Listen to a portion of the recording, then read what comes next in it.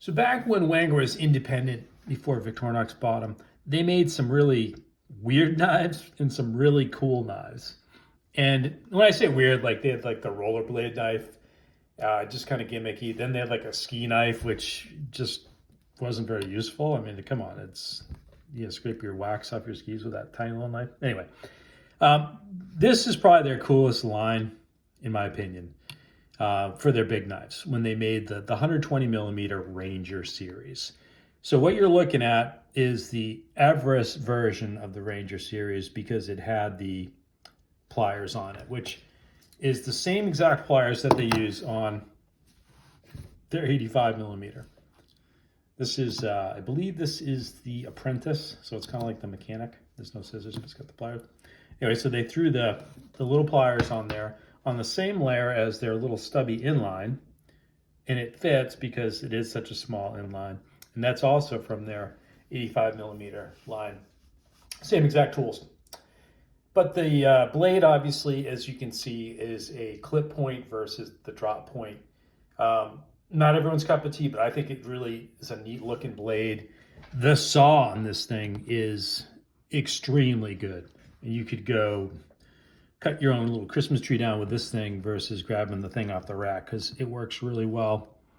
And then it had the old slide lock versus the liner lock. So they made this line from like 1990 until 2007, according to SAK Wiki. And then they switched over. They made the new Ranger, which was 130 millimeter. And they added some tools to it. They had like the sliding needle nose pliers. Just pretty interesting stuff. If you like these knives though, like you can, there's the Delamont version now that Victorinox has, but I don't like them as much. They're all like the Ranger grips and they're kind of bigger. If you like this style though, I think they're really neat. They still have them on eBay. I think the Everest is a little more rare, but the 3 layers you'll see, they're like $100 and they're worth checking out because there's a variety of different models and they're all as cool too, which is very unique because they're all isn't a reamer. They don't have the edge on it and they actually have the hole in it, which they don't have on the Victorinox big knives. But there is a lot of different Rangers out there. And they even made, speaking of them being weird, they had like an oboe knife, which was made for working on oboes. Yeah, look it up. Very interesting company of Wenger back in their heyday. So check out the Ranger series if you haven't seen it before. Pretty unique, pretty different, and cool.